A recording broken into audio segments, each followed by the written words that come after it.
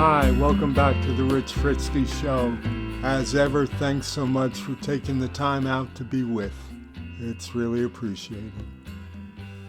Henry David Thoreau is on my mind, the author of Walden and an essay on civil disobedience. He's kind of an old friend of mine. He urged us to live the life we have imagined. There are oh so many lines in Henry David Thoreau's stories in my head. One of my favorites, the last words he ever said. He was dying of TB at the age of 43. In the company of his aunts who loved him, eyes closed, breathing shallow, one of them blurted out, "Henry, have you made your peace with God?" Upon which he opened his eyes and clearly pronounced, "I have never been aware of the fact that we had ever had a quarrel." Ah, what a way to go out. Oh yes, live the life you have imagined. And well you should, and well we all agree. But we learn in life that nothing is ever easily or lightly attained.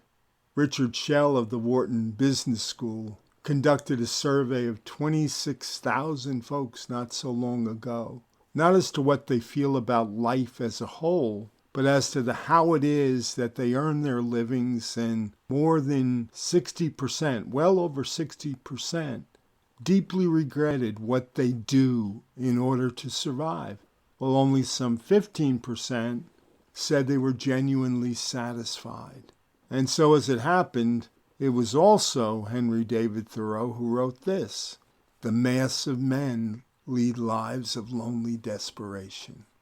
Clearly bearing witness to this deep divide between the imagined or the ideal and the reality of the human condition, as so many of us aspire to, dream of, can almost taste it, but no. So why not you? You have perfect pitch and a voice like an angel, so why not you?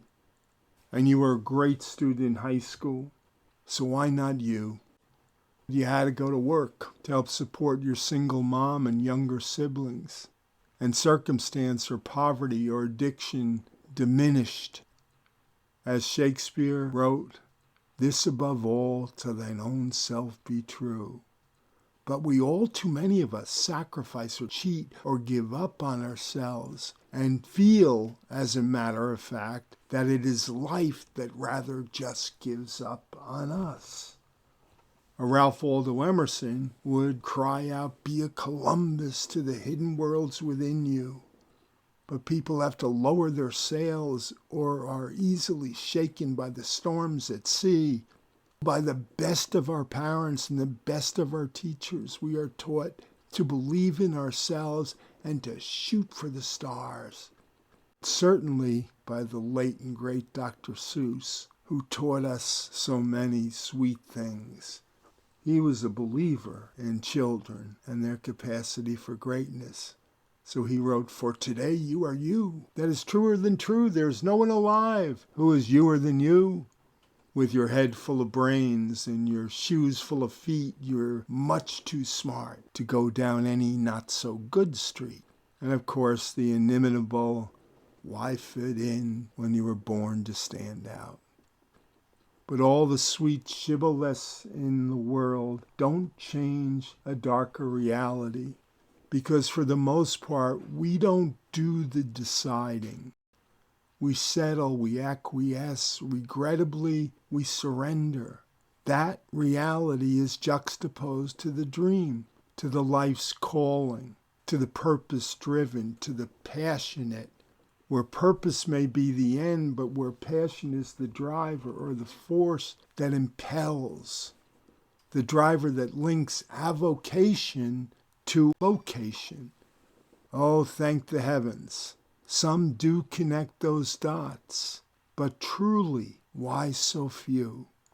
A little-known fact about the word passion. The root of the word is Latin, patere, which is to suffer. Now, I'm not talking about the dying on the cross kind of suffering, but indeed a suffering nonetheless, a price paid, a bleeding out. You have got to want it and in essence die unto it in order to achieve it. And we fail because we either lack the time or the resources, and yes, and sadly, sometimes the will and the discipline. The great poet Robert Frost, in his Two Tramps in Mud Time, actually focuses upon just how rare this meshing of avocation and vocation is, and how lucky he was to have done so. For as he wrote, "Only where love and need are one, and work is play for mortal stakes, is the deed ever really done for heaven and the future's sakes." That in mind, the question most often asked of a child is, what do you want to be when you grow up? And of an adult, what do you do? What do you do? Bearing witness to where we place value, as if all in a life is measured by this and this alone. This truth came flashing back to me upon acquiescing to my Maggie's insistence that I watch the documentary In and of Itself, Mr. Delgadio's extraordinary one-man show, and testament to the fact that each of us is truly ever so much more than our what do we do's. Take time to watch this remarkable one-man show on Hulu. That's In and of Itself again.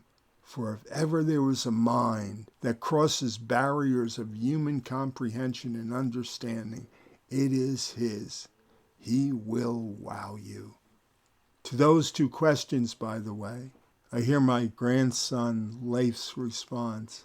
I'm just a little boy growing up in his family's little house, of a lament to the latter, and my own at the age of 70 and soon to be 71 lament of, I'm still waiting to see what I'm going to be when I finally grow up.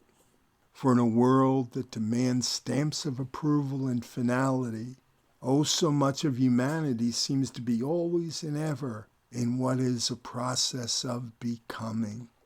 Your love in those you love, your tears in those you cry for, your advocacy in those you fight for, the goodness, the kindness, the faith, the hope, the truth that is you, that defines you, and not merely the what do you do.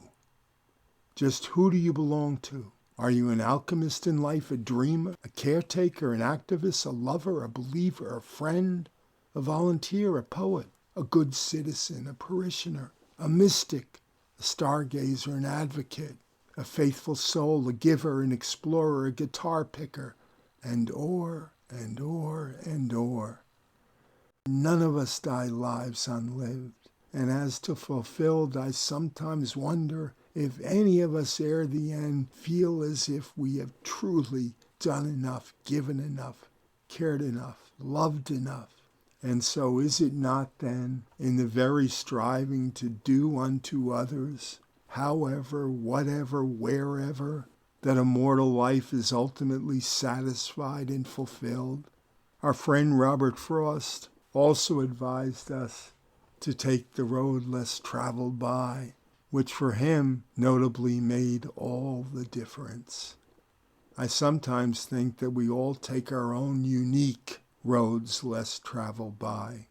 If you gave or give life the best that you have to give, and live what it affords, however humbly, then cut yourself some slack, even if you didn't live the dream.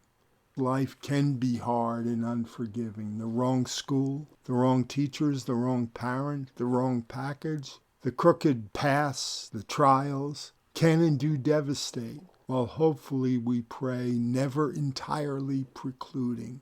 So whether in a job that you hate, under a boss who is vile or taken by drugs or alcohol or emptiness at any time, whether you live in abject humility or on the streets, we all ought to make the effort to understand that while we may indeed be the authors of our own destinies, we are certainly not the author of the circumstances that ultimately dictate those destinies.